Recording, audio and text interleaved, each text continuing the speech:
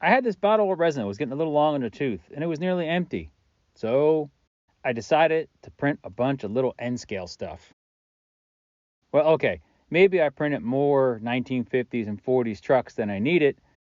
I like these little trucks. They're kind of cool, right? You get a cab, you get a box, you get some wheels, you get some of the little things that come out to let it stand up and you disconnect. I forget what those are called, or they can be folded away. You can paint them in different colors.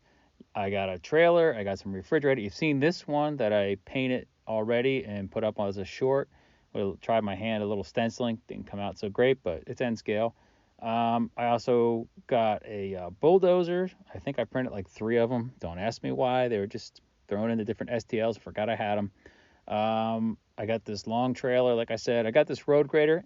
And I'm not so sure about the color, but we shall see.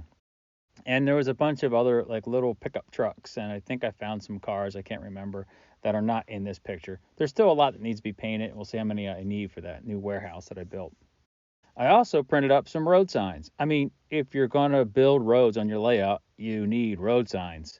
Even though I probably painted more than I'll use, as you can see, the poles for the signs are quite thin, and I did snap a few of them when I was taking off the support. But yeah, there's a good variety of them. And I got a bunch of railroad crossings. We need railroad crossing bucks. I mean, there are various designs, much like the road signs. They all come together not as individuals, so you have to print them as a group. There's a simple design, just a simple cross buck that I'm probably going to use more than others, but I decided to paint up all the others as well. The little round road sign, um, it's more of a European design, but I do know there are some um, warning signs that there's a railroad crossing approaching, not the actual grade crossing, that do use the road sign. But these signs were very easy to paint. I mean, they're N scale, just kind of get a primer coat on them, and then either make it a silver aluminum pole or make it all wood. If they were wood, I decided to paint them all white. And here's a picture of all of the road signs, the various road signs painted up. Now, the real work came with these prints. These are utility poles or telephone poles or power poles, depending on where you come from. I'll probably use all 3 interchangeably when I talk about them. These, again, came as a group printed together, the STL. I could not break them up. So I have more step-down transformers than I need, but I broke a lot of the cross braces. They were very, very thin, and the way I had to angle them, I couldn't get under them too well to cut them.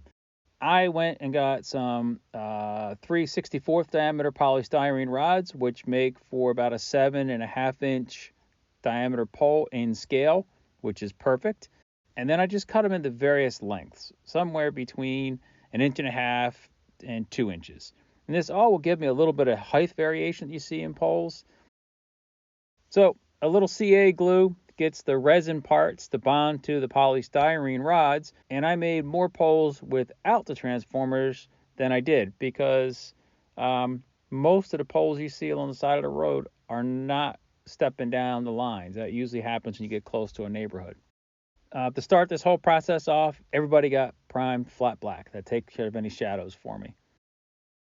The wooden poles were painted a buff color to start. I really like this color over black. It makes a nice fresh wood color, and then it allows me to add layers of color over the top. Of course, these layers of color are going to come from oil washes. That way I have time to move it around, to do a little blending. And I know what you're saying. Hey, your main color is a raw umber, but telephone poles are like green because they're pressure treated. That's now. Back in the day, they used creosote. In fact, here in the United States, you can still see a lot of poles that are brown.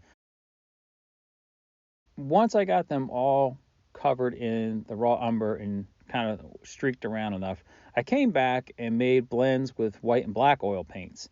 And I just mixed these to a couple various shades of gray and lightly dabbed them over. Mostly I kept it to the high sides if there were going to be older poles so that it looked like the creosote was starting to wash from the top down from the rain. And for the insulators themselves, I used a Armor Brown from Vallejo. Any of the step-down transformers that I had, they were painted a gray-green color. And so here you can see a couple varieties of heights, number of braces. I even made one where I made kind of a cross brace and double poles and put 3 or 4 of these little transformer boxes all together. That's going to end up over by the gravel pit. And I think they'll look good once I get them glued in place, which is going to be one of the last things I do because I know I'm going to snap a few off. And there you have it.